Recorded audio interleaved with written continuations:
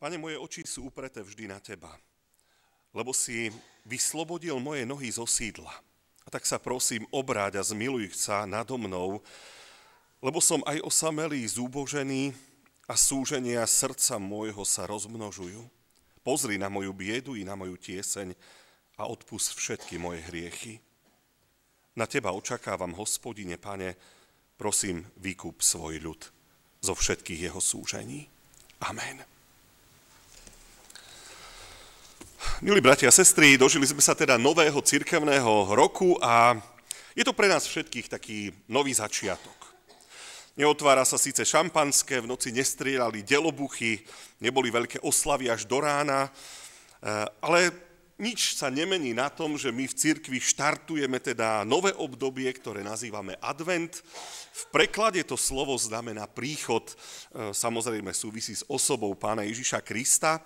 A tak v advente si v cirkvi pripomíname, že čakáme na toho, ktorý raz príde ako sudca živých i mŕtvych, ale to všetko dobre vieme. A ja som pre tohtoročný advent vybral takú tému, ja som sa trošku inšpiroval našimi mládežníkmi a rozhodol som sa, že sa budeme celý advent venovať Božím menám. Meno je dôležitá vec, pretože vďaka menu sa vieme obrátiť na konkrétnu osobu a osloviť ju. Každý z nás máme svoje meno, ktoré sme dostali pri narodení a ktoré nám vybrali rodičia. A keď k tomu ešte pridáte svoje priezvisko, tak vás dokážu ľudia identifikovať medzi mnohými ostatnými ľuďmi.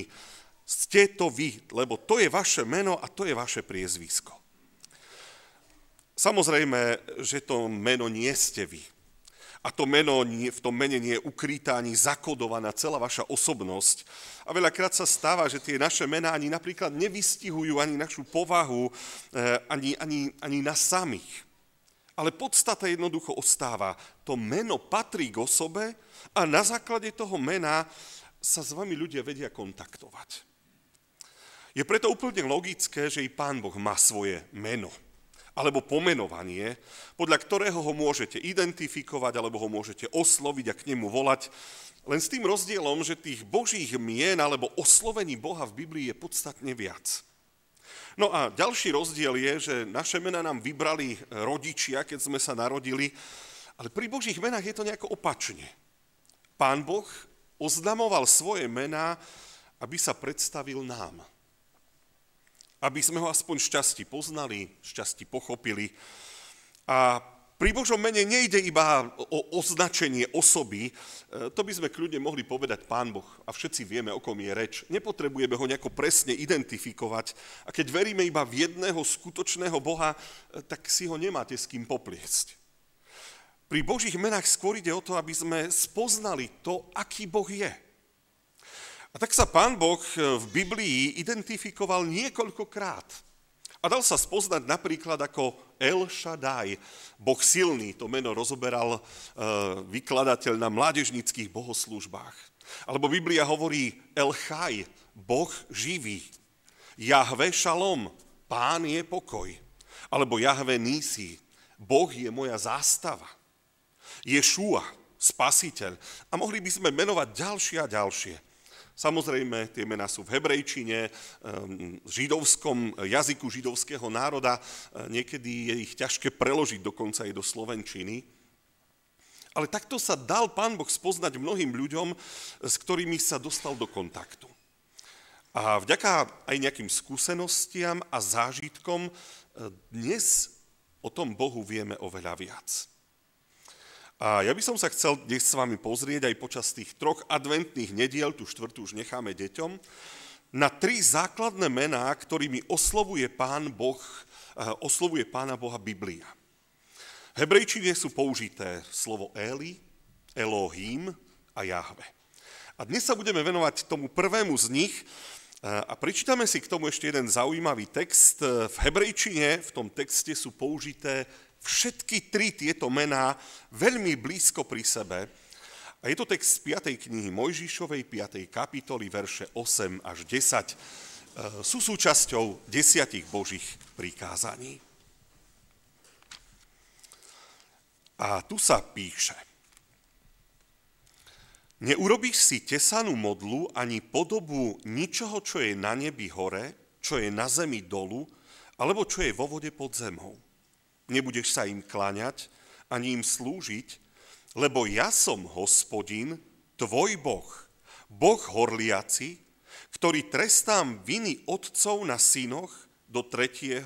i 4. pokolenia tých, ktorí ma nenávidia, a preukazujem milosť tisícom tých, ktorí ma milujú a zachovávajú moje prikázania. Amen.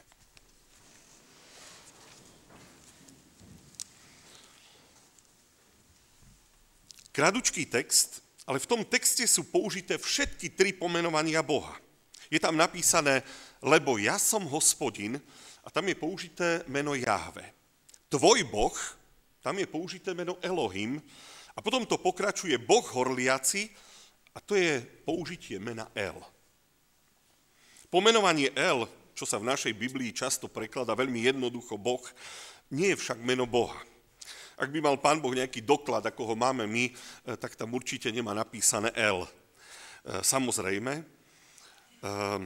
to slovo El len označuje najvyššiu bytosť. Je to veľmi všeobecné slovo, ktoré označuje niekoho väčšieho, ako je človek. A zaujímavé je, že Biblia tým istým slovom pomenúva aj pohanských bohov. Len s tým rozdielom, že ak je to slovo použité o kresťanskom či židovskom bohu, píše sa na začiatku s veľkým písmenom. Ale v súvise s pohanskými bohmi sa používa na začiatku malé písmeno. A to je celé. El po hebrejsky, teda Boh, je všeobecné pomenovanie nejakej vyššej bytosti, ako si človek dokáže predstaviť. Väčšinou je to pre nás nejaká duchovná bytosť na vyššej úrovni, ako sme my. A mám pocit, že takáto bytosť, my to ľudia tak vnímame, že musí niekde existovať, pretože inak by ten ľudský život nám nejakým spôsobom nedával zmysel.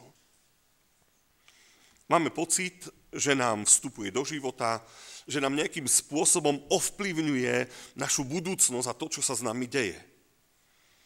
Ak si to, aj keď nepriznáme otvorene, tak v kútiku ducha každý človek rozmýšľa tak, že keď sa mu deje niečo dobré, tak má pocit, že ho akoby niekto tak chránil a podporoval. A keď príde v našom živote niečo ťažké, niečo zlé, tak vtedy máme pocit, že nás niekto trestá. A ak sa niečo zhorší veľmi, tak v kútiku ducha vieme všetci prosiť, oj, Pane Bože, pomáhaj, Pane Bože, zachráň ma.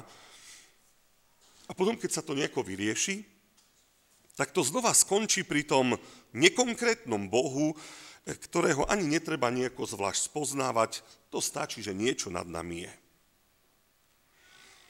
Ak by sme tu každý z nás dnes mali povedať, ako si predstavujeme Boha, asi by sme sa nezhodli na tom, aký je.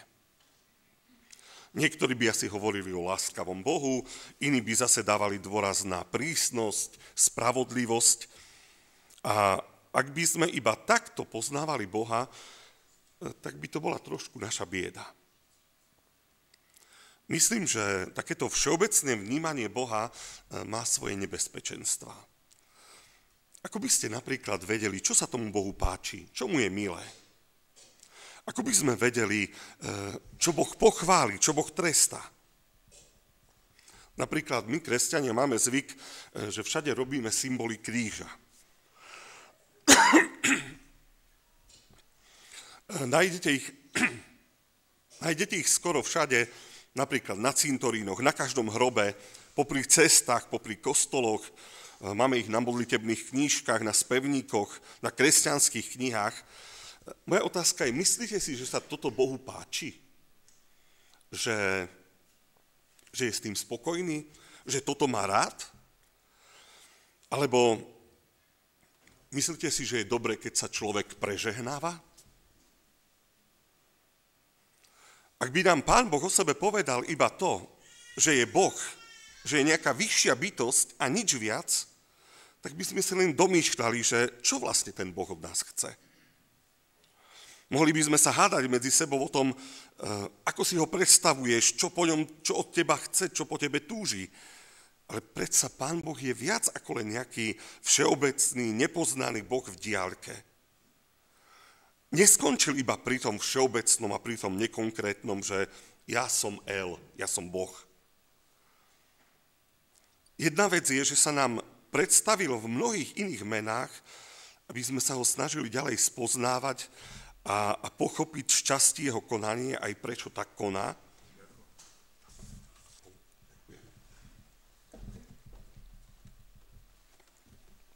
Ďakujem, záchrana.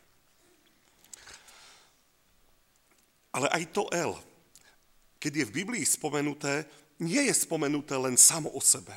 Vždy je spomenuté aj s nejakou inou vlastnosťou, s nejakým iným charakterom toho Boha. A tak by človek nemal ostať v živote len pri tom, že áno, verím v Boha, o ktorom nič neviem. Nejaký všeobecný, nekonkrétny a nepoznaný. Ľudí by mala hnať túžba potom, aby chcel vedieť, kto ten Boh je. Taká prirodzená zvedavosť, aby sme Boha spoznávali viac a viac, aby sme mu lepšie rozumeli. Aby sme sa vyhli tým nepríjemným našim uvažovaniam, chce toto Boh, či nechce toto Boh, ako tomu mám rozumieť. A v Biblii je veľa príkladov, keď človek napríklad nepochopil Boha.